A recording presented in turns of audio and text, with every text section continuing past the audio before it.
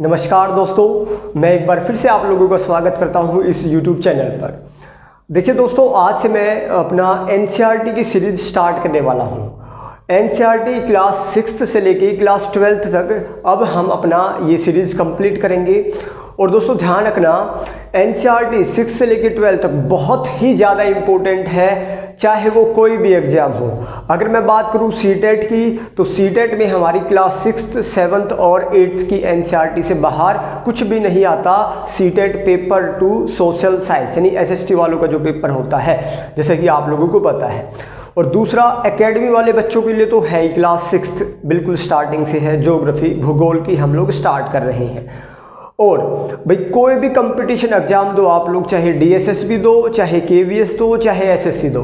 देखिए दोस्तों, सबसे हमारा ये लगा लो कि बाइबल है हमारी NCERT, यानी NCERT से बाहर हमारा कोई भी पेपर नहीं आता GS का। वो एक हमारा लूसेंट दे दी जाते हैं, इतने सारे उसमें फैक्चुअल क्वेश्चन डाल दिए जाते हैं और फिर वो हम लोगों को डाइजेस्ट करना बहुत ही इम्पॉसिबल हो जाता है। तो देखिए दोस्तों, क्लास 6 से हम अपना स्टार्ट करने वाले हैं। आज का हमारा चैप्टर फर्स्ट रहेगा ज्योग्राफी का, सौरमंडल में पृथ्वी यानी अर्थ इन सोलर सिस्टम, सौरमंडल। चलो स्टार्ट करते हैं दोस्तों अपनी क्लास को। सबसे पहले सौरमंडल होता क्या है भाई? हमारी सबसे बड़ी दिक्कत क्या है, हम लोग कॉन्सेप्चुअल नहीं सीखते। हम लोग किताबों की रीडिंग तो कर लेते हैं, लेकिन वो हो क्यों रहा है, कैसे हो रहा है, ये हम लोग नहीं सीखते। ठीक है, तो आज हम लोगों को कॉन्सेप्चुअल NCERT करना है दोस्तों। ठीक है, चलो स्टार्ट करते हैं। देखिए दोस्तों, टॉपिक स्टार्ट करवाने से पहले आप लोगों को ये शब्द, जितने भी मैंने यहाँ पे शब्द लिखे हैं, स्टार है, प्लैनेट्स है, सैटेलाइट, कॉन्स्टेलेशन, गैलेक्सी, यूनिवर्स, इन सभी बातों के बारे में पता होना चाहिए दोस्तों। इसी के बारे में ये हमारा क्या है, टॉपिक है, सौरमंडल है, सोलर सिस्टम है। अभी बात करते हैं सोलर सिस्टम होता क्या है। देखिए दोस्तों, सोलर सिस्टम जानने से पहले हम लोग इनके बारे में जान लेते हैं। सबसे पहले मैंने लिखा है स्टार। स्टार क्या होते हैं? तो ध्यान रखना, यूनिवर्स में, ब्रह्मांड में, यूनिवर्स में जो कोई भी मैटर होगा, जो कोई भी पिंड है, जो कोई भी पदार्थ है, अगर वो अपने अंदर से हीट एंड लाइट निकालता है, यानी प्रकाश और उष्मा अगर अपने अंदर से निकालता है, तो उसी को हम क्या कहते हैं, स्टार कहते हैं दोस्तों। और अपना नोट्स बनाते चलना दोस्तों साथ साथ। ठीक है, तो स्टार मैंने क्या बोला, व्हाट इज स्टार? स्टार क्या होते हैं, तारे क्या होते हैं? जो अपने अंदर से एनर्जी और हीट निकालता हो, सिंपल उसी को तारा कहेंगे। और दोस्तों ध्यान रखना, पूरे यूनिवर्स में, पूरे ब्रह्मांड में और कोई, यानी स्टार के अलावा और कोई पदार्थ नहीं है जो अपने अंदर से एनर्जी निकालता हो। समझ आया? तो फिर बात आती है कि हम लोगों को तो प्लेनेट, सैटेलाइट ये भी चमकते हुए दिखाई देते हैं। ये क्यों चमकते हुए दिखाई देते हैं? तो ध्यान रखना दोस्तों, जब तारों का प्रकाश, स्टार की जो लाइट है वो प्लेनेट, सैटेलाइट और इनके ऊपर पड़ती है, तब हम लोगों को ये सारी चीज़ें भी कैसी दिखाई देती है, हम लोगों को चमकीली दिखाई देना स्टार्ट हो जाती है। आई थिंक आप लोगों को समझ में आ गया होगा। ठीक है, तो मैंने क्या कहा, स्टार जो अपने अंदर से हीट एंड एनर्जी निकाले। तो आप लोग देखो भाई, सूर्य जो है वो क्या करता है, अपने अंदर से लगातार क्या करता है, हीट निकालता है। तो सन, स्टार का एग्जाम्पल अगर मैं बात करूं यहाँ पे कि सूर्य का उदाहरण दो भाई, एग्जाम्पल दो, तो कौन हो गया हमारा, सन हो गया दोस्तों। सूर्य, सूर्य क्या है, एक स्टार है, एक तारा है। आई थिंक आप लोगों को समझ में आ गया कि सूर्य को तारा क्यों कहा जाता है। ठीक है, अब हम बात करते हैं अपना कि प्लैनेट्स क्या होते हैं भाई। अब प्लैनेट्स किसे कहेंगे, यानी ग्रह किसे कहते हैं? तो दोस्तों ध्यान रखना, स्टार, देखो ये मैंने कोई भी एक स्टार बनाया भाई, कोई भी स्टार लगा सकते हो, कोई भी स्टार। ध्यान रखना, स्टार का जो भी पिंड या जो पदार्थ तारों का जो चक्कर लगाता है, दोस्तों ध्यान रखना, तारों का चक्कर लगाने वाले पिंडों को ही हम क्या कहते हैं, ग्रह कहते हैं, प्लैनेट्स कहते हैं दोस्तों। ठीक है, जो तारों का, स्टार का जो एक इलिप्टिकल पाथ में, देखो दोस्तों आप लोगों को ये तो पता चल गया कि तारों का जो एक चक्कर लगाएगा, लेकिन ध्यान रखना यहाँ पे एक शर्त क्या है भाई, ये जो चक्कर है ना, ये निश्चित रास्ते में होना चाहिए भाई। ग्रह का ये जो चक्कर है ये एक बिल्कुल फिक्स पाथ होना चाहिए। ऐसा नहीं है कि भाई ऐसे ऐसे ऐसे ऐसे स्टार क्या करे, उसका चक्कर लगाए सूर्य का।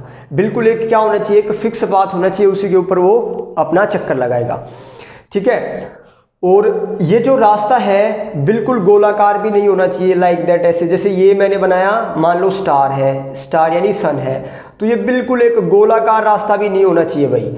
ठीक है, दो कंडीशन, एक तो गोलाकार रास्ता नहीं होना चाहिए, रास्ता कैसा होना चाहिए, तो देखो भाई मान लो ये कोई एक स्टार है और ये कोई एक प्लेनेट है, तो मैंने बताया प्लेनेट होते क्या है भाई, जो भी पिंड स्टार का चक्कर लगाते हैं उसी को क्या कहते हैं हम लोग, क्या कहते हैं, ग्रह कहते हैं, प्लैनेट्स कहते हैं। लेकिन यहाँ पे शर्त क्या है, ये जो चक्कर है ये बिल्कुल गोलाकार नहीं होना चाहिए दोस्तों। ये चक्कर कैसा होना चाहिए कि एक बार तो पृथ्वी बिल्कुल पास और एक बार बहुत दूर, फिर क्या होगा, फिर पास आएगी और फिर क्या होगा, बहुत दूर। और इसी रास्ते को एक नाम दिया गया है दोस्तों, ध्यान रखना, इसी रास्ते को एलिप्टिकल पाथ कहा गया है। एलिप्टिकल पाथ यानी दीर्घ वर्ताकार रास्ता। तो अगर आप लोगों से पूछा जाए कि प्लैनेट्स, सूर्य या स्टार का चक्कर ये कौन से पाथ में, कौन से चक्कर लगाते हैं, उस पाथ का नाम क्या है, तो उस पाथ का नाम है एलिप्टिकल पाथ। तो एलिप्टिकल पाथ आप लोग समझ गए, जो रास्ता बिल्कुल गोलाकार ना हो, यानी एक बार पास हो, एक बार दूर हो, फिर पास हो, फिर दूर हो, उसी को क्या कहेंगे, एलिप्टिकल पाथ कहेंगे। तो आई थिंक आप लोगों को पता चल गया कि प्लैनेट्स होते क्या है। सिंपल, स्टार का एलिप्टिकल पाथ में जो भी पिंड चक्कर लगाता है उसी को हम क्या कहते हैं, प्लैनेट्स कहते हैं। ठीक है, और फिर इससे आगे है हमारा भाई, फिर उपग्रह क्या होते हैं, यानी उपग्रह यानी सैटेलाइट। भाई कुछ नहीं, अब की बार स्टार की जगह आप लोगों को क्या रखना है अंदर, प्लैनेट्स यानी ग्रह। ग्रहों का जो एलिप्टिकल पाथ में चक्कर लगाता है उसी को हम क्या कहते हैं, सैटेलाइट, उसको उपग्रह कहा जाता है दोस्तों। समझ आया, यानी ग्रह, ये ग्रह है, ग्रह का जो एक इलिप्टिकल पाथ में, एक फिक्स पाथ में जो चक्कर लगाएगा उसी को क्या कहेंगे, उपग्रह कहेंगे, सैटेलाइट कहेंगे। तो ध्यान दो दोस्तों, स्टार यानी सूर्य का चक्कर कौन लगा रहा है भाई, बहुत सारे प्लेनेट लगा रहे हैं, हमारी पृथ्वी भी लगा रही है। तो एग्जाम्पल, प्लेनेट का एग्जाम्पल क्या हो गया, हमारी अर्थ हो गया दोस्तों। हमारी जो पृथ्वी है वो क्या करती है, सूर्य का लगातार क्या करती है, चक्कर लगाती है। ठीक है, अब भाई मान लो प्लैनेट्स, हमारी पृथ्वी है, हमारी पृथ्वी का जो चक्कर लगाता है उसको क्या कहेंगे, उपग्रह। तो हमारी पृथ्वी का चक्कर कौन लगाता है, वो लगाते हैं दोस्तों मून यानी चंद्रमा। तो चंद्रमा क्या है, अगर मैं आप लोगों से पूछूं मून क्या है, तो आप कहोगे एक सैटेलाइट है। अगर मैं आप लोगों को कहूं कि अर्थ क्या एक तारा है, एक स्टार है, तो आप कहोगे नहीं सर, क्यों नहीं है, क्योंकि अर्थ अपने अंदर से हीट एंड लाइट नहीं निकालती। समझ आया, स्टार और प्लेनेट में क्या अंतर है, और प्लेनेट और सैटेलाइट में क्या अंतर है। सैटेलाइट प्लेनेट्स का चक्कर लगाते हैं दोस्तों एलिप्टिकल पाथ में। ठीक है, हाँ जी, आगे चलते हैं। अब देखो नेक्स्ट जो है हमारा पॉइंट, अब मैंने लिखा है दोस्तों कॉन्स्टलेशन, नक्षत्र मंडल किसे कहा जाता है दोस्तों, नक्षत्र मंडल। अब आप लोग आसमान में जब भी रात में देखोगे तो होता क्या है, बहुत ज़्यादा, बहुत सारे, लाखों हजारों तारे आप लोगों को दिखाई देते हैं आसमान में। तो आप लोग क्या करते हो, छत पे जब बैठे रहते हो तो ऊपर जब देखते हो तो आप लोग बहुत सारी शेप बनाना, आकृति बनाना क्या कर देते हो, शुरू कर देते हो। तो वही हमारा क्या होता है, कॉन्स्टलेशन, अर्थात यानी कि तारों का ग्रुप, यानी जब बहुत सारे तारे मिलकर क्या बनाए, कोई भी एक आकृति बनाए, तारों के समूह द्वारा बनाई गई आकृति ही क्या कहलाते हैं दोस्तों, नक्षत्र मंडल कहलाता है। समझ आया, यानी जो भी हमारे स्टार है, बहुत सारे स्टार मिलकर क्या करते हैं, कोई भी एक शेप बना दे और उसी को हम क्या कह देंगे, नक्षत्र मंडल कह देंगे। तो अब बात आती है दोस्तों, हमारी गैलेक्सी में टोटल कितने नक्षत्र मंडल है भाई, 88 प्रकार की आकृतियां हम लोगों ने हमारी गैलेक्सी में डिस्कवर कर ली है, यानी 88 प्रकार की आकृतियां। ठीक है, इनमें से 2 प्रकार की आकृतियां बहुत ही फेमस है दोस्तों। एक तो है हमारी सप्तऋषि, आप लोगों ने सुना होगा सप्तऋषि, या इसी को हम लोग स्मॉल बियर भी कहते हैं। क्या कहते हैं, स्मॉल बियर, स्मॉल बियर। ठीक है, स्मॉल बियर किसे कहेंगे, सप्तऋषि को ही कहा जाता है। और सप्तऋषि कैसे, जैसे आप लोग ऐसे 7 तारों का एक जो समूह है वो क्या बनाते हैं, सप्तऋषि बनाते हैं। और ध्यान रखना दोस्तों, सप्तऋषि अगर मैं पूछूं क्या है तो आप कहोगे सर तारों की आकृति बना रहे हैं, तो ये क्या है, नक्षत्र मंडल है।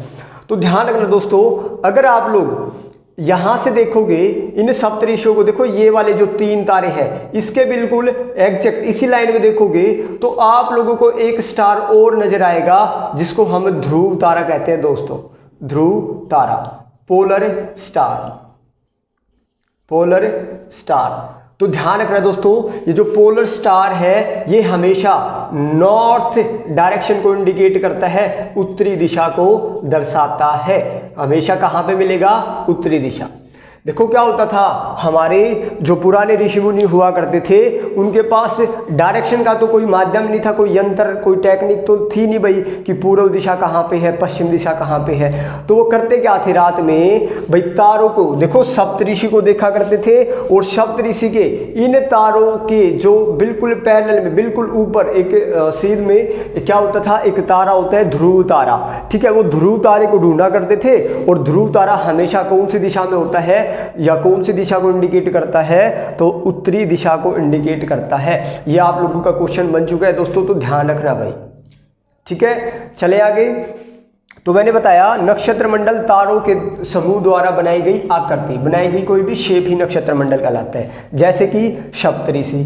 एक और होता है दोस्तों, एक आप लोगों ने सुना होगा अर्सा मेजर, अर्सा मेजर, या इसको कहा जाता है बिग बियर, बिग बियर, ठीक है। ये भी हमारा क्या है, अर्सा मेजर या बिग बियर, ये भी क्या है, एक नक्षत्र मंडल ही है, ठीक है। टोटल कितने नक्षत्र मंडल है हमारी गैलेक्सी में, 88। यानी हमने अपनी गैलेक्सी में, हमारी गैलेक्सी में, हमारी कौन सी गैलेक्सी, आगे मैं बताता हूँ गैलेक्सी होता क्या है। अभी के लिए ध्यान रखना नक्षत्र मंडल किसे कहा जाता है, ठीक है। चलो आगे चलते हैं।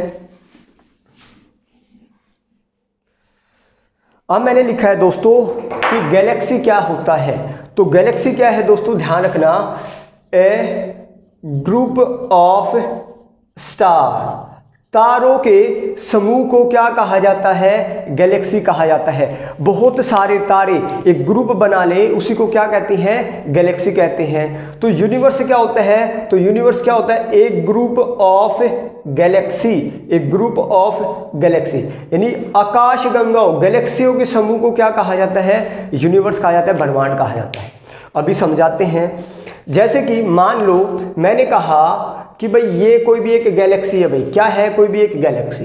तो इस गैलेक्सी में क्या मिलेंगे आप लोगों को, बहुत सारे स्टार मिलेंगे भाई, बहुत सारे तारे मिलेंगे, समझ आया। ये एक गैलेक्सी, इसी प्रकार की एक और गैलेक्सी, इसी प्रकार की एक और गैलेक्सी। हर गैलेक्सी में आपको बहुत सारे अरबों तारे मिलते हैं दोस्तों, अरबों तारे, ठीक है। हर गैलेक्सी में बहुत सारी गैलेक्सी, और इन सभी गैलेक्सियों को मिला दें हम, अगर इन सभी गैलेक्सियों को मिला दें तो उसी को एक ग्रुप ऑफ गैलेक्सी को ही क्या कहेंगे, ब्रह्मांड कहेंगे, यूनिवर्स कहेंगे दोस्तों। ध्यान से सुनना, एक गैलेक्सी में 100 अरब तारे होते हैं भाई, एक गैलेक्सी में 100 अरब तारे, समझ आया, 100 अरब तारे। और यूनिवर्स में ऐसी कितनी गैलेक्सी है, 100 अरब गैलेक्सियां हमारे यूनिवर्स में है, समझ आया। तो आप लोग सोच सकते हैं हमारा यूनिवर्स बहुत ही बड़ा है जिसकी हम अपनी कल्पना भी नहीं कर सकते। तो अब ध्यान रखना दोस्तों, यहाँ पे आप लोगों को क्या ध्यान रखना है, मान लो ये एक गैलेक्सी है, तो इस गैलेक्सी में हमारा सूर्य है, क्या है, हमारा सूर्य या हमारी पृथ्वी, हमारी पृथ्वी। जिस गैलेक्सी में हमारा सूर्य, हमारा सोलर सिस्टम, हमारी पृथ्वी है, उस गैलेक्सी को एक नाम दे दिया गया है दोस्तों, मिल्की वे या दुग्ध मेखला। मैं ये क्यों कह रहा हूँ बार बार कि हमारी गैलेक्सी, हमारी गैलेक्सी यानी हमारी वो गैलेक्सी जहाँ पे हमारी पृथ्वी रहती है, या जिस गैलेक्सी में हमारा तारे, स्टार, पृथ्वी ये रहते हैं, उस गैलेक्सी को क्या नाम दिया गया है, मिल्की वे या दुग्ध मेखला कहा गया है, ठीक है, आई थिंक आप लोगों को समझ आ गया होगा कि यूनिवर्स किसे कहते हैं, गैलेक्सी क्या होता है, कॉन्स्टेलेशन, सैटेलाइट, प्लैनेट्स और स्टार क्या होते हैं। मैं एक बार जल्दी से रिकॉल करवा देता हूँ। तारे क्या होते थे दोस्तों?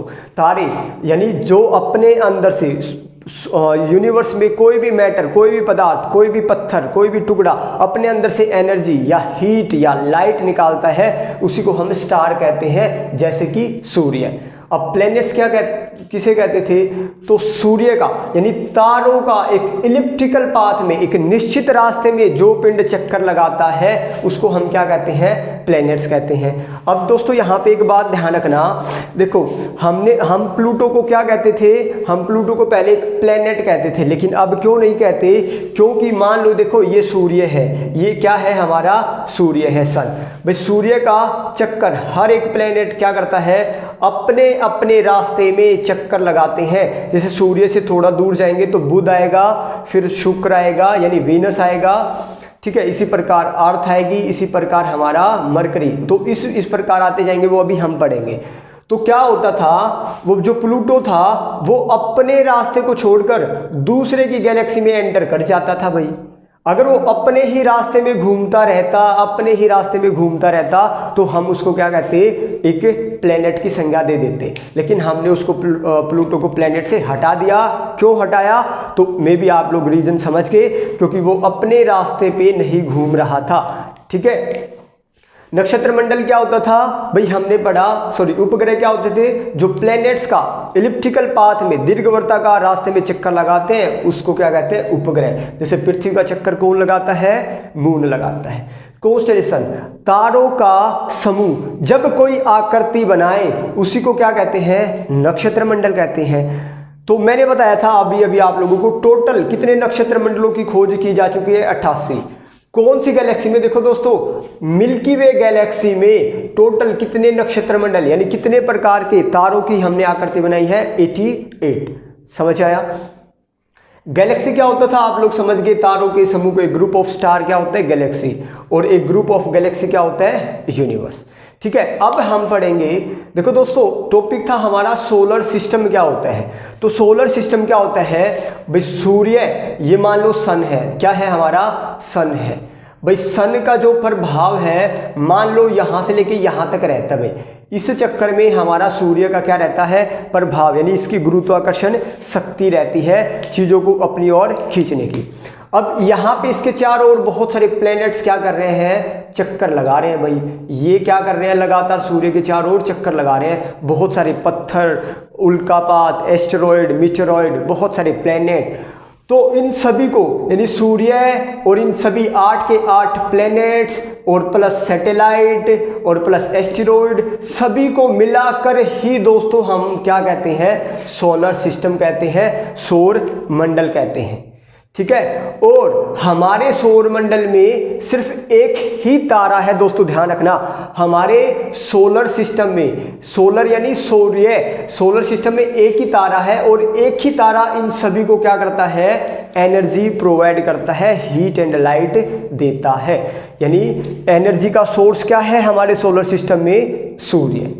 चलो अब हम लोग देख लेते हैं हमारे सूर्य से जैसे जैसे दूर जाते हैं तो कौन कौन से प्लैनेट आते हैं। देखिए दोस्तों, अब हम अपना सौरमंडल की बात करते हैं यानी सोलर सिस्टम की। देखिए दोस्तों, आप लोग देख पा रहे हैं कि भाई सोलर सिस्टम, सौर मंडल में हम लोग किस किस को शामिल करते हैं। भाई एक होता है सूर्य और हमारे ये सारे के सारे 8 के 8 प्लैनेट्स, 8 ग्रह, और बीच में आप लोगों को ये बेल्ट दिखाई दे रही है, इसको कहते हैं एस्टेरॉयड बेल्ट यानी क्षुद्र ग्रह है। क्षुद्र ग्रह क्या होते हैं? बहुत छोटे छोटे पिंड होते हैं, ये भी क्या करते हैं? सूर्य का चक्कर लगाते हैं। तो भाई सोलर सिस्टम किसे कहेंगे? भाई सूर्य प्लस हमारे 8 प्लैनेट्स को मिलाकर यानी 8 ग्रहों को मिलाकर, तथा एस्टेरॉयड यानी क्षुद्र ग्रहों को मिलाकर, उल्का पिंड को मिलाकर यानी मीटेरॉयड को मिलाकर, सभी को मिलाकर ही हम क्या कहते हैं दोस्तों? सोलर सिस्टम कहते हैं। अब देखिए होता क्या है, भाई ये है सूर्य। सूर्य से जैसे जैसे हम लोग दूर जाते हैं तो सबसे पहला प्लेनेट कौन आता है? भाई आप लोग देखो, मरकरी यानी बुध, इसके बाद शुक्र। यानी सूर्य से जैसे जैसे हम लोग दूर जाएंगे तो आप लोग देख पा रहे हैं हमारा ग्रहों का क्रम यानी प्लैनेट्स का सीक्वेंस क्या होगा। ठीक है, देख पा रहे जी, बुध, शुक्र, पृथ्वी, मंगल, बृहस्पति, शनि, अरुण और वरुण। यानी इंग्लिश में लिखा है मरकरी, वीनस, अर्थ, मार्स, जुपिटर, सैटर्न, यूरेनस और नेपच्यून। ये तो है भाई हम लोग जैसे जैसे सूर्य से दूर जाते हैं तो ग्रहों का कर्म। अब बात क्या होती है, देखिए दोस्तों, अब भाई आप लोगों की कभी न कभी दुर्गति तो हुई होगी। हाँ जी, मैं दुर्गति कह रहा हूँ दोस्तों। देखो क्या होता है, प्लैनेट्स की भी क्या होती है, दुर्गति। दुर्गति यानी दो गतियाँ, दो मूवमेंट। देखिए दोस्तों, कोई भी प्लैनेट, कोई भी ग्रह क्या करता है, अपने एक्सिस पर भी क्या करता है, ऐसे घूमता है, रोटेट करता है, यानी इस प्रकार घूमता रहता है। इसको कहते हैं अपने अक्ष पर घूमना। एक मूवमेंट तो भाई इसकी ये हो गई। दूसरा ये क्या करता है, मान लो ये सूर्य है, ये प्लेनेट है कोई भी, ये अपने एक्सिस पर तो घूमेगा ही, लेकिन साथ में ये सूर्य का भी, यानी और सूर्य का भी क्या करेगा, चक्कर लगाएगा। तो इस प्रकार हर प्लेनेट की दोस्तों कितनी गतियां होती है, दो गतियां, यानी दो मूवमेंट होती है, अपने अक्ष पर भी चक्कर लगाना और साथ में सूर्य का भी क्या करना, चक्कर लगाना। ठीक है, अपने एक्सिस पर भी घूमना और साथ में रोटेट करना, रोटेशन करना किसका, सूर्य की परिक्रमा करना। तो उसी प्रकार भाई ये भी करते हैं। ठीक है भाई, इनकी गतियां बताने से पहले मैं आप लोगों को एक बार घड़ी दिखाना चाहता हूं। मैंने यहाँ पे घड़ी बनाई है 12, 3, 6, 9। भाई आप लोग ये बताओ, मान लो ये घड़ी है हमारी, भाई घड़ी कैसे घूमती है, हमारा जो क्लॉक है वो कैसे घूमता है, 12 से 1 बजेंगे, 2, 3, 4 ऐसे घूमती है भाई हमारा क्लॉक वाइज। अगर कोई चीज़ ऐसे घूम रही है तो उसको हम क्या कहेंगे कि भाई ये क्लॉक वाइज घूम रहा है, समझ आया। लेकिन अगर कोई भाई ऐसे घूमेगा तो उसको हम क्या कहेंगे कि भाई ये एंटी क्लॉकवाइज घूम रहा है, समझ आया। घड़ी देखोगे आप लोग क्लॉकवाइज कैसे घूमता है, इस प्रकार। ठीक है, इस प्रकार ये तो क्या हो गया, क्लॉकवाइज। लेकिन उल्टा ऐसे घूमेगा तो ये तो क्या हो गया, एंटी क्लॉकवाइज, यानी घड़ी के सुई के विपरीत। अब ये भी प्लेनेट क्या होता है भाई, हर प्लेनेट्स की दो गतियां होता है दोस्तों। एक तो ये अपने अक्ष पर घूमते हैं और दूसरा सूर्य का चक्कर लगाते हैं। तो सबसे पहले मैं एक गति की बात कर रहा हूं कि ये सारे के सारे प्लैनेट्स, दोस्तों याद रखना, सारे के सारे प्लैनेट्स ये हमारा सूर्य का चक्कर किस प्रकार लगाते हैं, इस प्रकार लगाते हैं। बुध भी ऐसे लगाएगा, शुक्र भी ऐसे लगाएगा, पृथ्वी भी ऐसे लगाएगी। अब आप लोग बताओ कि ये किस प्रकार घूम रहा है, क्लॉकवाइज या एंटी क्लॉकवाइज। देखो क्लॉकवाइज तो ऐसे होता, लेकिन ये कैसे घूम रहे हैं, इस प्रकार सूर्य का क्या करेंगे, चक्कर लगाएंगे। तो आप लोगों को हमेशा याद रखना दोस्तों, हर एक प्लैनेट्स सूर्य के एंटी क्लॉकवाइज क्या करते हैं, रोटेशन लगाते हैं। हर प्लैनेट्स, चाहे कोई भी प्लैनेट्स हो। ये आप लोगों को ऊपर एरो दिखाई दे रहे हैं, ये इसी को शो करते हैं कि भाई हर प्लैनेट्स किस प्रकार जा रहा है, इस प्रकार सूर्य का क्या कर रहा है, चक्कर लगा रहा है। आई थिंक आप लोगों को ये जो एरो है इनका मतलब समझ गए होंगे। ठीक है, अब देखिए दोस्तों, इनके अंदर भी मैंने कुछ एरोज बनाए हैं, दिखाई दिया आप लोगों को। हाँ जी भाई, इनके अंदर जो हमारे एरोज हैं ये भी ध्यान रखना दोस्तों, इनमें भी क्या ध्यान रखना आप लोगों को कि हर एक प्लैनेट्स भाई अपने एक्सिस पर भी कैसे घूमता है, एंटी क्लॉकवाइज ही घूमता है। देखिए दोस्तों, ये कैसे घूम रहा है, एंटी क्लॉकवाइज। ये कैसे घूम रहा है, एंटी क्लॉकवाइज। ये कैसे, एंटी क्लॉकवाइज। देखो एंटी क्लॉकवाइज, यानी ये इस प्रकार घूमेंगे दोस्तों, इस प्रकार। लेकिन यहाँ अपवाद क्या है भाई, एक तो वीनस यानी शुक्र और एक है यूरेनस यानी अरुण। ये दोस्तों क्या करते हैं, अपने एक्सिस पर, अपने अक्ष पर ये किस प्रकार घूमते हैं, क्लॉकवाइज घूमते। देखो भाई इस प्रकार घूमेंगे तो कौन सा वाइज हो गया, ये क्लॉकवाइज। तो आप लोगों को ध्यान क्या रखना है भाई, क्या बोलना है कि हर एक प्लैनेट्स सूर्य का चक्कर किस प्रकार लगाएगा, एंटी क्लॉकवाइज। हर एक प्लैनेट्स अपने अक्ष पर कैसे घूमेगा, अपने एक्सिस पर कैसे घूमेगा, एंटी क्लॉकवाइज। लेकिन अपवाद है दो, एक तो शुक्र है और एक अरुण है। क्यों, ये अपने एक्सिस पर क्लॉकवाइज घूमते हैं भाई। ठीक है, सूर्य का क्या करते हैं, एंटी क्लॉकवाइज घूमते हैं। तो आप लोगों को हमेशा इन एरोज का ध्यान रखना दोस्तों, कभी नहीं भूलोगे आप लोग। ठीक है, कि क्लॉकवाइज चक्कर लगाता है, एंटी क्लॉक अपने अक्ष पर कैसे घूमते हैं। हर एक प्लेनेट सूर्य का चक्कर कैसे लगाएगा, ये तो बिल्कुल एक ही आंसर है, हर एक प्लेनेट एंटी क्लॉकवाइज घूमने स्टार्ट करता है। ठीक है, फिर मैं बात करता हूं, देखिए दोस्तों पहले जो 4 प्लैनेट्स हैं इनको इंटरनल प्लैनेट कहा जाता है, आंतरिक ग्रह या टेरेस्ट्रियल प्लैनेट यानी पार्थिव ग्रह। देखो दोस्तों इनको ये चारों ग्रह पृथ्वी जैसे दिखाई देते हैं, इसलिए इनको पार्थिव यानी पृथ्वी जैसे दिखाई देने वाले ग्रह यानी टेरेस्ट्रियल प्लैनेट कहते हैं। समझ आया? जबकि 4 जो हमारे ये बाकी बच गए प्लैनेट्स, इनको हम क्या कहते हैं, इनको हम बाह्य ग्रह यानी आउटर प्लैनेट्स या जोवियन प्लैनेट, जोवियन का मतलब है जुपिटर यानी जुपिटर जैसे दिखाई देने वाले ग्रह हमारे कौन से हैं, 1 2 3 4, और ये हमारे पहले 4 हैं इनको आंतरिक ग्रह, आखिरी वाले जो 4 हैं इनको बाह्य ग्रह आउटर प्लैनेट्स। समझ आया? फिर बात करते हैं, देखिए दोस्तों मैंने आप लोगों को, ये है हमारा कौन सा ग्रह, मंगल, ये कौन सा प्लेनेट है, बृहस्पति। मंगल और बृहस्पति के बीच बहुत सारे, मैंने देखो ये छोटे छोटे सर्कल आप लोगों को नजर आ रहे हैं, ये पत्थरों के टुकड़े हैं भाई, ठीक है, कुछ बड़े कुछ छोटे, इन्हीं पत्थर के टुकड़ों को ही हम क्या कहते हैं, एस्टेरॉइड क्षुद्र ग्रह कहते हैं, और इससे ज़्यादा कुछ नहीं। आप लोगों से पेपर में क्वेश्चन पूछा जाएगा कि क्षुद्र ग्रह की जो बेल्ट पाई जाती है वो किन 2 प्लैनेट्स के बीच में पाई जाती है, तो मंगल और दूसरा बृहस्पति ग्रह के बीच में। ठीक है, और ये क्षुद्र ग्रह की बेल्ट भी किसका चक्कर लगाती है दोस्तों, ध्यान रखना, सूर्य का ही चक्कर लगाती है और इलिप्टिकल पाथ में ही चक्कर लगाती है। समझ आया? और ध्यान रखना, जब यही क्षुद्र ग्रह अपने रास्ते से भटक कर किसी दूसरे प्लेनेट पे गिरना शुरू हो जाते हैं, किसी भी प्लेनेट पे इधर या इधर, तो इनको हम उल्का यानी मेटेरॉइड कहना शुरू कर देते हैं भाई, उल्का पिंड कहना शुरू कर देते हैं, और इससे ज़्यादा कुछ नहीं। यानी अगर ये यहीं पे रहेंगे तो इनको कहेंगे एस्टेरॉइड, लेकिन अगर किसी की ग्रेविटी की वजह से किसको खींच लिया जाता है, यानी अपने रास्ते से जब ये पत्थर भटक जाते हैं, तो इन्हीं पिंडों को हम क्या कहते हैं, उल्का पिंड कहते हैं। ठीक है, अब देखिए दोस्तों, अब मैं बात करता हूं शेप की, यानी सबसे बड़ा प्लेनेट कौन सा है। अगर मैं आकार की बात करूं तो ध्यान रखना दोस्तों कि ये जो 4 है ना भाई, जो आउटर प्लेनेट है, सबसे बड़ा ये 1 2 3 4, इसी प्रकार सीक्वेंस में है, सबसे बड़ा, इससे छोटा, इससे छोटा और इससे छोटा। समझ आया? फिर 5वें नंबर पे आता है हमारी पृथ्वी का नंबर, 6वें नंबर पे आता है वीनस, 7वें पे मार्स और 8वें पे मरकरी। यानी मैंने लिखा हुआ है आकार, शेप, 1 2 3 4 5 6 7 और 8 भाई। ठीक है, आकार में पृथ्वी कौन से नंबर का ग्रह है आप लोगों से पूछा जाता है, 5वां सबसे बड़ा नंबर वाला ग्रह है। सबसे बड़ा प्लेनेट जुपिटर, सबसे छोटा प्लेनेट बुध, सेकंड सबसे छोटा प्लेनेट मंगल भाई। ठीक है, ये ध्यान रखना। अब बात आती है नंबर ऑफ मून्स की, यानी नंबर ऑफ मून्स मैंने क्या लिखा, चंद्रमा। चंद्रमा क्या था, मैंने आप लोगों को बताया था, चंद्रमा क्या है, एक सैटेलाइट है। तो सैटेलाइट क्या होता था भाई, प्लैनेट्स का चक्कर लगाने वाले पिंडों को क्या कहते थे, सैटेलाइट कहते थे।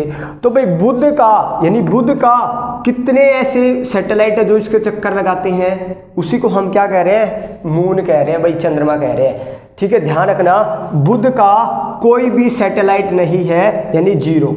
यहाँ पे नंबर ऑफ मून लिख लो या सैटेलाइट लिख लो भाई, उपग्रह भी लिख सकते हैं आप लोग। ठीक है, तो बुध का कोई भी उपग्रह नहीं है, शुक्र का भी कोई उपग्रह नहीं है, पृथ्वी का एक ही सैटेलाइट है और वो है हमारा कौन, चंद्रमा, मून। मंगल के कितने हैं, 2, बृहस्पति के कितने हैं, 69, शनि के कितने हैं, 62, इसी प्रकार ये और इसी प्रकार ये। अब क्वेश्चन कैसे आएगा आपसे, बस ये क्वेश्चन पूछा जाएगा, सबसे ज्यादा उपग्रह किसके हैं भाई, बृहस्पति प्लेनेट के हैं सबसे ज्यादा सैटेलाइट, और बुध और शुक्र का तो कोई सैटेलाइट है ही नहीं भाई। ठीक है, फिर इससे आगे बात करते हैं नंबर ऑफ रिंग्स। छल्ले क्या होते हैं भाई, ये देखो छल्ले क्या होते हैं, कुछ प्लैनेट्स के ना भाई चारों ओर बहुत सारे पत्थरों के टुकड़े या आप लोग बहुत सारे क्लाउड्स क्या करते हैं, चक्कर लगाते हैं, बहुत सारे क्लाउड, बादल क्या करते हैं, चक्कर लगाते हैं, और उन्हीं को हम क्या कहते हैं, नंबर ऑफ रिंग्स यानी छल्ले। तो ध्यान रखना दोस्तों, बुध शुक्र पृथ्वी और मंगल के चारों ओर कोई भी बादलों का ग्रुप नहीं है, कोई भी एक छल्ले प्रकार का कुछ भी नहीं है रिंग्स का। लेकिन आउटर जो 4 प्लैनेट्स है इनके चारों ओर बहुत सारे रिंग्स क्या करते हैं, छल्ले बनाए हुए हैं। जैसे कि मान लो यहाँ पे ये शनि है, तो इस प्रकार इसके चारों ओर आप लोगों को क्या नजर आएंगे, छल्ले नजर आएंगे इन चारों के। ठीक है, तो इसके कितने छल्ले हैं, एक ही रिंग्स नजर आएगा। इसका एक्सटेंसिव सिस्टम यानी बहुत ही ज़्यादा छल्ले हैं भाई, गिनती नहीं है। इसके 10 और इसका 1 छल्ला है। यानी आप लोगों से पूछा जाएगा रिंग्स किन के ऊपर, किन प्लैनेट्स के ऊपर पाए जाते हैं, तो आप लोगों को बस ध्यान रखना है आउटर प्लैनेट्स पर रिंग्स पाई जाती है। समझ में आया? ठीक है दोस्तों, आई थिंक आप लोगों को ये सारी चीज़ें पता चल गया होगा। अब देखिए थोड़ा सा आगे चलते हैं दोस्तों। देखिए मान लो ये मैंने बनाई है हमारी पृथ्वी, क्या बनाई है, अर्थ। ठीक है, अर्थ का जो भी चक्कर, यानी अर्थ क्या है, एक प्लेनेट है, एक ग्रह है। अर्थ का जो भी पिंड चक्कर लगाएगा इलिप्टिकल पाथ में, वही क्या होता था, सैटेलाइट होता था, यानी उपग्रह। तो अर्थ का सैटेलाइट कौन है भाई, उपग्रह कौन है, वो है हमारा चंद्रमा, मून है। तो देखिए दोस्तों, मैं मून से रिलेटेड यानी चंद्रमा से रिलेटेड कुछ फैक्ट आप लोगों को बताता हूँ। सबसे पहला फैक्ट ध्यान रखना, जो चंद्रमा है वो 1/4 हिस्सा है पृथ्वी का। यानी पृथ्वी के अगर आप लोग 4 टुकड़े कर दोगे तो एक टुकड़ा पृथ्वी का 1/4 टुकड़ा किसके बराबर होगा, चंद्रमा के बराबर होगा। समझ में आया? दूसरा देखिए दोस्तों, ये है हमारी मान लो अर्थ, और ये है हमारा चंद्रमा, ये है हमारी अर्थ। चंद्रमा क्या करता है भाई, अपने एक्सिस पर भी क्या करता है, घूमता है, और दूसरा भाई लगातार पृथ्वी का भी क्या करता है, चक्कर लगाता है। तो देखिए दोस्तों ध्यान रखना, चंद्रमा जो है वो अपने एक्सिस पर यानी ऐसे एक चक्कर कितने दिन में पूरा करता है, तो ध्यान रखना 27 दिन में एक चक्कर पूरा करता है। बिल्कुल स्लो घूमता है इस प्रकार, और 27 दिन लगा देगा एक चक्कर करने में। और दूसरा, ये तो हो गई चंद्रमा की एक गति, और पृथ्वी का चक्कर लगाने में भी ये कितना दिन लेता है, 27 दिन लेता है दोनों। ठीक है दोस्तों, आई थिंक आप लोगों को समझ में आ गया कि चंद्रमा अपने एक्सिस पर भी 27 दिन में घूमता है, और इसका जो चक्कर काटना, पृथ्वी का जो चक्कर काटता है वो भी 27 दिन में पूरा करता है। इसी कारण हम लोग हमेशा चंद्रमा का एक ही हिस्सा देख पाते हैं। समझ आया? हमेशा हम लोगों को चंद्रमा का एक ही हिस्सा दिखाई देगा, पीछे वाला हिस्सा कभी नहीं दिखाई देता। क्यों? क्योंकि इसका एक्सिस पे घूमने का समय और रोटेशन का समय एक ही है। अब बात करते हैं भाई, ये तो बात कर ली हमने अर्थ की और मून की। और भाई चंद्रमा पर वो पहला व्यक्ति कौन था जिसने पैर रखा था, तो वो थे अमेरिका के नील आर्मस्ट्रॉन्ग। भाई जुलाई 1969 में उन्होंने अपना कदम रखा था। तो मैं आप लोगों से पूछना चाहता हूँ, वो दूसरे व्यक्ति कौन थे जिन्होंने चंद्रमा पर पैर रखा था? ठीक है भाई, एक और क्वेश्चन बनता है, ये मैं कुछ फैक्चुअल क्वेश्चन करवा रहा हूँ आप लोगों को। ये तो हो गया हमारा सारा। भाई पृथ्वी का आकार कैसा है, तो पृथ्वी का आकार दोस्तों ध्यान रखना, पृथ्वी के आकार को एक नाम दिया गया है जियोड, यानी भू आब। ये कैसा होता है, भू आब, यानी आप लोगों ने दोस्तों संतरा देखा होगा। संतरा क्या होता है, ऊपर और नीचे से, यानी पोल्स पर से तो चिपटा हुआ रहता है और साइड से उभरा हुआ रहता है। यानी इस प्रकार, जैसे ये हमारी अर्थ है, साइड से क्या है, उभरा हुआ, और पोल्स पर क्या है, थोड़ा सा स्ट्रेट, यानी पोल्स पर है चिपटा और साइड से उभरा हुआ। इसी आकृति को क्या कहते हैं, भू-आब। सिंपल, बस आप लोगों को ध्यान रखना पृथ्वी का आकार कैसा है। ठीक है, अब देखिए दोस्तों, एक क्वेश्चन और करते हैं हम लोग। भाई आर्यभट्ट जो थे वो हमारे प्राचीन खगोल शास्त्री थे। समझ आया? हमारे प्राचीन खगोल शास्त्री, एस्ट्रोलॉजर का नाम क्या था, आर्यभट्टा। उन्होंने सूर्य और ग्रहों से संबंधित बहुत सारी बातें हम लोगों को बताई थी। तो ये नाम आप लोगों को ध्यान रखना है दोस्तों। ठीक है, अब बात करते हैं, मान लो ये है हमारा सूर्य, भाई क्या है, सन। भाई सूर्य के सबसे नज़दीक प्लेनेट कौन सा है? बुध। उसके दूसरे नंबर पे है शुक्र। तो दोस्तों ध्यान रखना भाई, सूर्य का सबसे पहले चक्कर कौन लगाता है? कौन सा ग्रह सबसे पहले चक्कर लगाएगा?